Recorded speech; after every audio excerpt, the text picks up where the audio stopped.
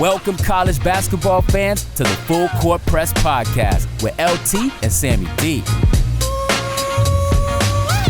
This is the podcast that brings you legendary stories from college basketball's golden era and dives in deep with a current analysis of today's game. Get ready for the most energetic and entertaining college basketball podcast around. Let's get it.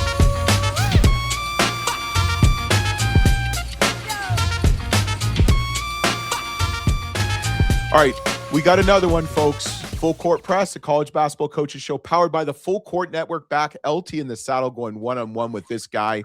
Don't forget to subscribe, rate, review where you watch the Full Court Network, especially if you're watching YouTube. Pound that subscribe button or follow us on Apple Podcasts or Spotify. And don't forget the 5-star review. We'd appreciate it. So this guy has been at his school forever. I think they started the institution when he started being the head coach, but we got a guy that loves dancing. And my favorite view of you or the team was after you guys won the Missouri Valley Conference title, you were just like almost in disbelief. Like you didn't know what to do. Like you were like this, and then should I go shake his hand? Could I do this? We got Ben Jacobson, University of Northern Iowa, the Panthers. Welcome to the Full Court Press, Coach. Hey, thanks a lot. Yeah, thanks for having us on. Yeah, I wasn't quite, you described it just right. I wasn't quite sure to go out onto the court with the guys or go and shake hands with Rob, and because they had the terrific job that he and his staff did putting that team together and the way they played. And so I was a little in between, and then I kind of, Leon was coming toward us, and his teammates got in between us. So it was one of those moments that man, you just love to be in the middle of. Yeah. As a UIC, a graduate, undergraduate, and former student athlete, I'm pissed that you won, but very deserving. I mean, I always look at your teams. I mean, you've been there since 2006 as a head coach. You were the first ever North Dakota Mr. Basketball on the show, I might add. Okay. And your record at UND might never get broken for all-time assist leader. Unfortunately, it already has been broken. I don't live in the past, Coach. It hasn't been broken yet. So I like that. Yeah. I like that. Does it get any sweeter? I mean, this is your fifth time dancing. Okay. I believe it's your fifth time dancing. And you've been the giant killer, obviously, 2009, 2010 season, beat top-seeded Kansas. Everybody knows Ali Farakh-Ramish and what you guys did in that tournament. Does it get sweeter every time you go dancing? Because you know how difficult it is. I mean, you got to win a really good conference tournament. Yeah, and yes, to answer your question, in some ways it does, because of the difficulty. What you just said. You understand how hard it is to win win that Valley tournament in St. Louis. The difficulty of that. When I was an assistant coach here, we got at large bids in 2005 and 2006. In 2010 and in 2015, those two teams were going to get at large bids. So a little different feeling going to St. Louis. When you knew you were going to get one. In 9 we had to win it. In 16 we had to win it. Obviously this year we had to win it. So kind of been on all sides of it. But the thing that understanding the challenges and the difficulty, right, of accomplishing it and getting to the NCAA tournament with the automatic. There is a piece of it where it gets a little bit sweeter each time. Now, the thing that's great is the players on this team, right? All they know is what we've done, right? They know our history, right? And we talk about our former guys, and so they know, but it has no impact on what they're doing day to day. Right? They're not thinking about, oh man, it's been 10 years, or this team or that team, and that part of it is special as well. That they are just in the moment of, hey, we're capable of doing this, and then obviously they played. They played at that was for 4 straight days. I mean, that was at the level they played at for as long as they played at it. I just really special. Yeah, I mean, you finished 23-12, 11-9 in conference. I mean, the Missouri Valley is underrated. I think a lot of mid-major conferences, especially the Missouri Valley, so much history. In the Missouri Valley. I mean, you've been it for a long time. I witnessed it, seen, Bradley and some of these other teams kind of, Drake, you name it, you guys obviously too. Mhm. When did you kind of know this team was special? Like, was there an instance kind of this season, or was it even just this past weekend maybe, where it's like, okay, we got something here? Yeah, I would tell you all the way back to June, and I haven't felt that way all the time when we've had teams in the tournament where I just say, oh no, we knew in the beginning, because that wasn't always the case. But this one, we had 11 guys come back, including our best players. Right, so we knew we had older guys. We knew we had guys that have been around here, and that our foundation was really good. We added 3 guys in the transfer portal in the spring, and we added a couple of freshmen. And when we got going in June, that Tristan Smith, our power forward who played at Concordia, Nebraska, he was just more explosive and more dynamic and more impactful in those first couple of weeks than I knew he was going to be good for us, but there was more there than what I even thought. Okay, and then I'm like, all right, man, you put him with the rest of these guys, with Trey and Leon and Ben and Max and Will and the guys that came back, and we'll see how Gian as a freshman has had a good year for us. And in June we knew we were old enough, we had enough experience, we were going to be deep enough. I would point you all the way back to that point. Yeah. It got interrupted in January with the injury to Tristan Smith. We were 12-3 and 4-0, and Tristan gets hurt. We lose 5 in a row. Like, that was the one stretch, right? 5 of the 12 losses came in let's say 12 days, maybe 14 days. Okay, so outside of that stretch when Tristan was hurt, we either won or we were, the games we didn't win were basically, last 2 minutes kind of 1-2 possession games. Yeah, it's amazing how one player, especially when you're in kind of mid-season, can shift things. And obviously, it didn't deter you too much because you're going to the NCAA tournament next week. You've been at Northern Iowa for a long time now, and I know I was joking about you being when the institution was built, but I know the institution's a little bit older than you. But how do you keep culture going, especially knowing that the Missouri Valley, the American, some of these other conferences get kind of picked over, unfortunately, with the kind of current basketball landscape? How do you keep the main thing, and maintain the culture building with so much stability and success too?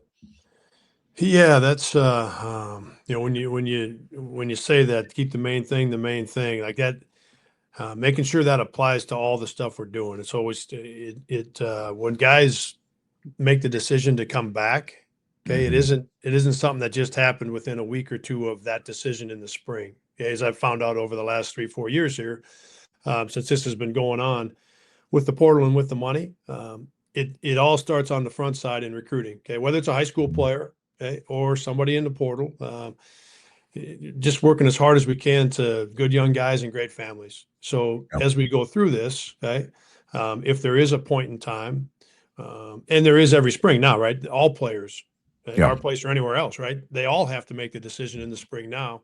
Am I coming back, or am I going to look to do something else? When we get done with the season, and we've sat down and talked, we're able to have real conversations, right? So for us, it goes back to that, on the front end of the consistency in terms of what we're looking for, good young guys and great families, and then the day-to-day, right? The consistency of the day-to-day, like, being on time, working outside of practice. And we have one goal, we have one expectation. Our goal is to have as much fun as we can in each given year. Okay, it's up on the board in the locker room. It's been up since our first game. That's the one goal we have. Okay, the one expectation we have is that you give everything you got for the person next to you. Okay, so in terms of keeping the main thing, and in some ways keeping it pretty simple, right?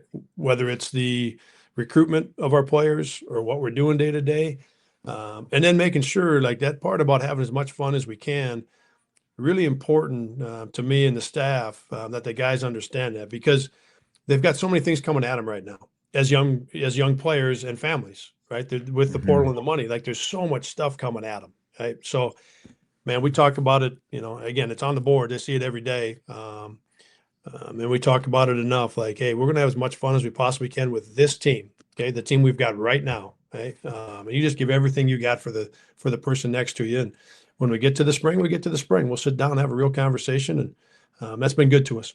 Yeah. You probably like that the transfer portal was pushed back a couple weeks just so you can kind of enjoy. I mean, think about it like last year. I Yeah. remember being at the first and second round in Cleveland and talking to some of these coaches, and it's like, yeah, the portal opens Monday. I mean, there was a guy from I think Vanderbilt that literally entered the portal 12 minutes after the team lost. It's like, really? I'm like, that's got to be an awkward plane ride home. Yeah. Yeah. Don't sit near me. Stay away from Yeah. me. Yeah. It's it's a really and after we go through it this year, we may feel like, hey, we need to adjust it, a week this way or a week that way. Yeah. But I can tell you right now, as we're sitting here right now, man, I think the best decision in terms of timing of the portal window is the one that was made to move it till after everyone's done playing games. Yeah, And so I wish everybody can just get yeah, through it. yeah. I wish they gave it another week, like let the season end. Yeah. The guys that win it in the Final Four, lick your wounds if you win. I mean, we were at the Final Four at San Antonio. I mean, Florida was up till like 2:33 in the morning on the Riverwalk Right. and stuff like that. You really think Oh, yeah. Carlin Hartman and Coach Corey are recruiting at want to recruit at 7 a.m., let alone their own players. So, but it's a good move. It's still a better move than what it was, right? It I mean, is. let's be Yep. honest. Yep. Way better. Has your recruiting philosophy changed? I mean, are you still kind of, I mean, I know you're getting good families and good kids, but are you looking at more high school players because they're getting overlooked? Are you still looking at JUCOs? Are you kind of just waiting? No. We know some coaches that are like, hey, we're going to recruit just from the transfer portal. Right. Right. Yeah. Ours hasn't changed. And that changed, of course, again, being 4 years ago, right, when the portal and the money started. So Yep. ours hasn't. We've kept our thought process and our philosophy the same in terms of, all right, we're going to recruit the best high school players, okay, and we're going to sign them early. Okay? We're going to go through the season. When the season's done, we're going to do everything we can to have Yep. our players come back, and then we've already know which high school players we've signed, and then what are our specific needs. So I talked about Tristan Smith. Okay. So we've used the portal each spring. 2 years ago, we got Jacob Hudson from Loyola. Huddy Yep. was awesome. Yep. 2-year starter for us. He was awesome. Yep. And we had recruited him out of high school, had a great relationship with him and mom and dad. So it was a natural and a great fit. So that 2 years ago, last year, the guys on the team right now, Max Weisbrod, Leon Bond, Ben Leon Bond. Schweiger, Yep. the guys that are starting for us and playing all kinds of minutes. And then the Tristan Smith who I talked about, we also Ismail Diouf, who's in our rotation, plays at the backup center position, and then we end up redshirting a big kid that got hurt. So What's so that our coach? philosophy. What's that coach? A red shirt? I've never heard that before. That's a new concept, huh? Hey, yeah, not only Nowadays. our transfer redshirted because he got hurt and had to have some surgery, but Yeah. listen, we've got a freshman redshirting right now. We're redshirting a couple of guys. Okay, one's in his second year, so he's been in our program a year already, Reddick born, but he's redshirting this year as a second-year guy. And then we've got two freshmen, a young guy from Italy,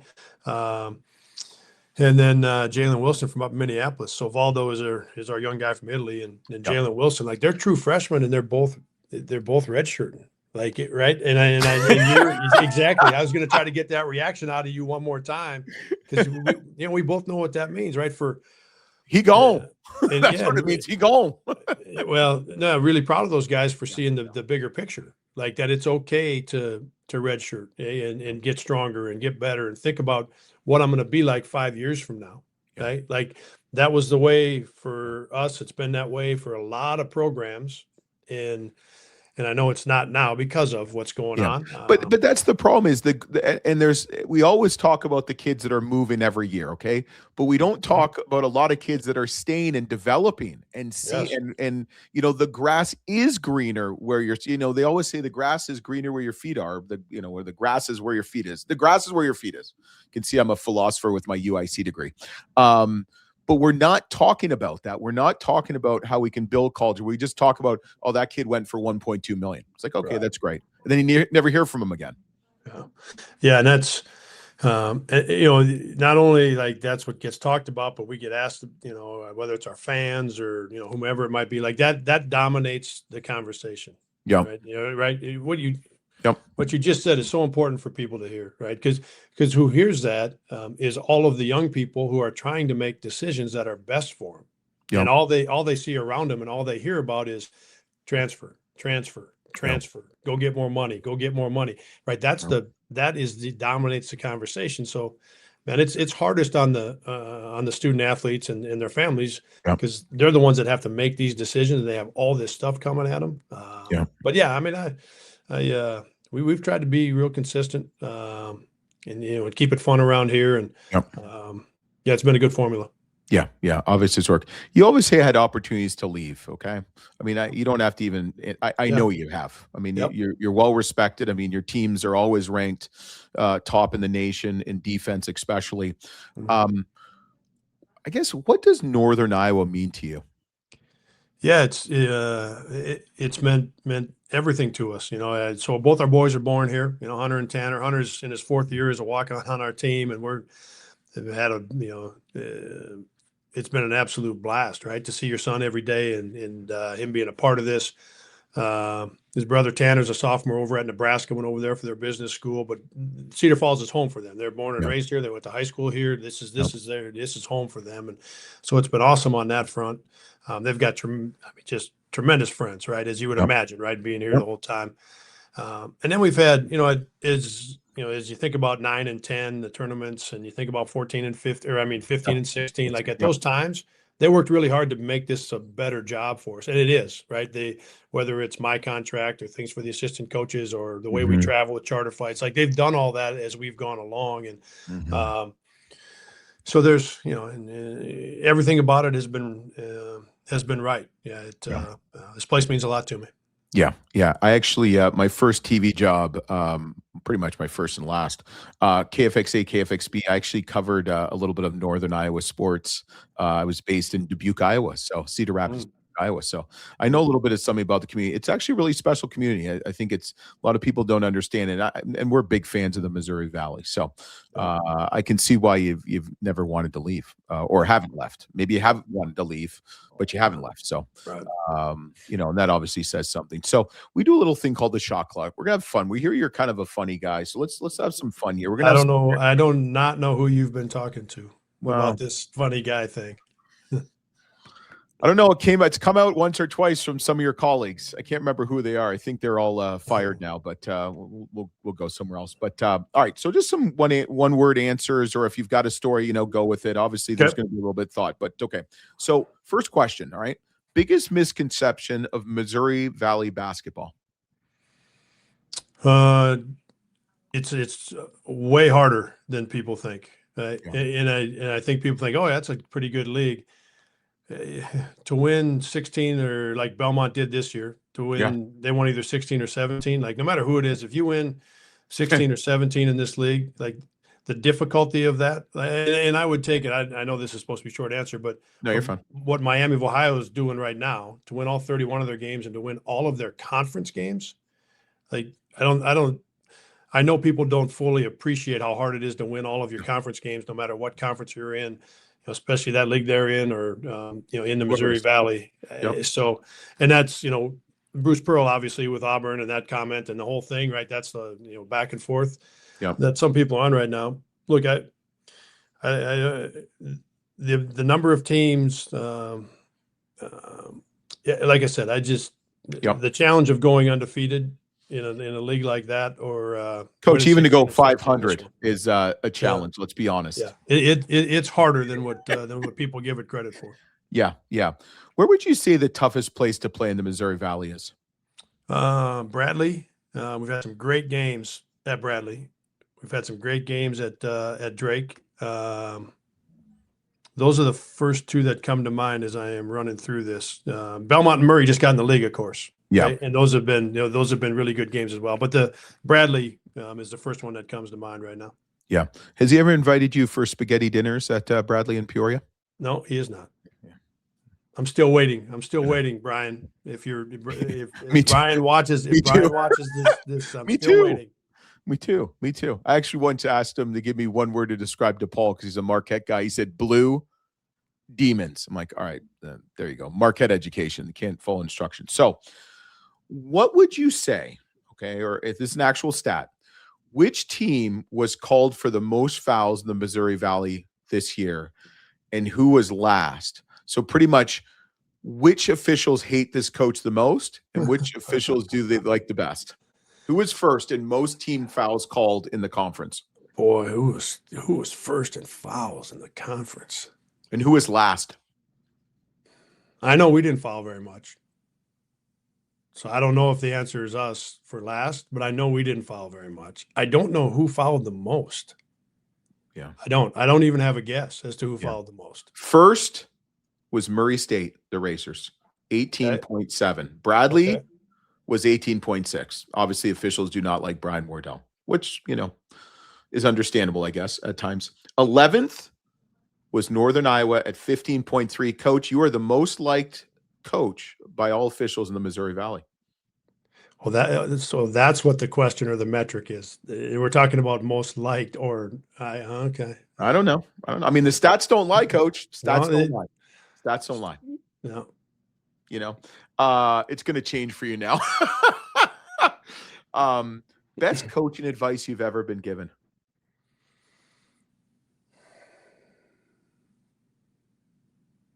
So Rich Glass was my college coach. Greg McDermott was my assistant coach at the same time. Those are the two guys that I played for. Coach Glass is our head coach, and Mac is our assistant coach. Yep. So I've gotten such great advice from both of them, in addition to some other coaches that I have best coaching advice that I've gotten. I would say that from Coach Glass that it's not about the wins and losses, it's about the relationships.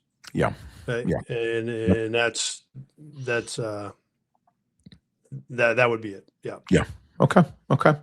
Give me your funniest recruiting story. Funniest recruiting story. The ones that are coming to mind right now, I don't know if I've got a really funny one. I mean, I've got a couple that really worked out in our favor. Some ones that, you get out of it with one guy because you just got another guy, and that guy turns around a couple days later and says, nah, I don't think I'm gonna come to your place. I think I can do better. So you go back to the other guy, and hey, any chance we can get back? We can get back in. I know we told you we had to be out, and he says, yeah, you can get back in. So you go through it, and I've got obviously a specific guy in mind. You go through it, and you end up beating out the two other schools that were left, and the guy ends up becoming one of the best players to ever play here. So not a funny story, but a great story for Northern Iowa. Adam Cook is who it was. We had to get out because we got a commitment. That guy decommitted a couple days later. We got back in. Beeline was at West Virginia at that time, and Turgeon was at Wichita. We were able to get through all of that.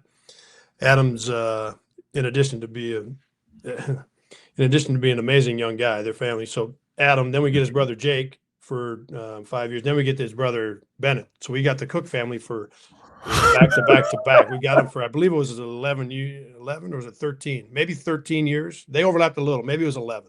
Yeah. So that turns into 3 for 1. Yeah, to think that you're potentially don't get the first one, but then you get all three of them. And Adam turns out to be the conference player of the year, student scholar athlete of the year, low senior class award. He was on the Sweet 16 team. So not a funny story, but an awesome one for Northern Iowa. Yeah. It's funny. It's not as good as Josh Schertz eating bad chili, but I like it. 3 for 1 is always actually a really good story. So what would your spirit animal be? Oh boy, these are the ones I struggle with. I don't have any idea. You got one for me? I got no idea. Okay. Well, at least I didn't ask you if you were a candle, what kind of scent you would be. So that's a good one. But all right. Yeah. So last question. This could be a tough one for you. Okay. But I think you can handle it. You're a sharp guy. All right. 3-part question, but it's an easy one. They're doing a Hollywood movie about your life. Okay. What's the title? Who plays you? And what would the theme song be? The title and who plays me and what would the theme song be? Well, I can't use this title because it already got used with our alum Kurt Warner, his movie Underdog. Right? That's been as a player going to North Dakota, I walked on, and there's a little aspect. I didn't quite achieve the level of professional sports that Kurt Warner did. Hey, he's never been to an NCAA tournament, Coach. Just saying. He's been there with us in 15 and 16, so he's been there with our team and talked to our team and is a dear friend. So he has been there with us, and so so that would be. So I don't know if I can use underdog since Kurt's already got that, but there's a little bit of that to my story. Okay, so that'd be one. What's part two? Who would play it? Who would play you? There's a guy. What's it? Mad Men. That's a show, right? Yeah. Think about the guy that stars. Oh yeah. I can't think of the name. Yeah, that guy. I'd also almost say and hopefully you take this as a compliment, is Ben Affleck. You got a little Ben Affleck in you. Okay. Yeah. We can take that. All right. Either one of those two guys. And then song. Give me the song. What's your walkout song? If we're doing what's your song? One of the AC/DC ones. Maybe if we're doing walkout and getting going, maybe like little Who Made Who or by AC/DC. There's I like that. Yeah. Love music. So we could go for on a couple, but let's go with AC/DC today. Yeah. So last question, Coach, and I'll leave you be. So Sam always asks this, but if no one's ever watched you play, okay, what can people expect next week from Northern Iowa? And how excited should Northern Iowa Panther fans be for the NCAA tournament? Yeah, I excited, and that excitement coming from the way the guys played the last 4 days. The last 4 times, and I'd include Drake before that, the last 5 times we played, but the 4 games we just played in St. Louis, I think our fans are excited about the level of play. Okay, if they've never seen us play, we're going to try to get in your way. Defensively, we're going to try to get in your way. And when the shot goes up, we're going to do everything we can to block you out. So we're going to get in your way there. We're going to do the best we can to. So it's going to be pretty physical. And then confidence. I think when you watch us, I think you're going to feel some confidence from our guys. Like they trust each other. They trust what we're doing. So I would say that it's going to be pretty physical. You're going to feel a good vibe in terms of confidence. Yeah. And you really don't care who you play, right? You're going to try to beat them. Yeah, the team we play, they're going to be really good. That much we know, right? We're going to be a 12 seed most likely. So you're talking about teams that are in that end of the 4, all of the 5s, and that first part of the 6s. So you take 8 to 10 teams in that range, and if you list those out right now, those are good teams, right? Yeah. Those are good teams. You're talking about the players, the coaches, the history of their programs. It's going to be a heck of a team. We know it's going to be a challenge, but we're looking forward to it.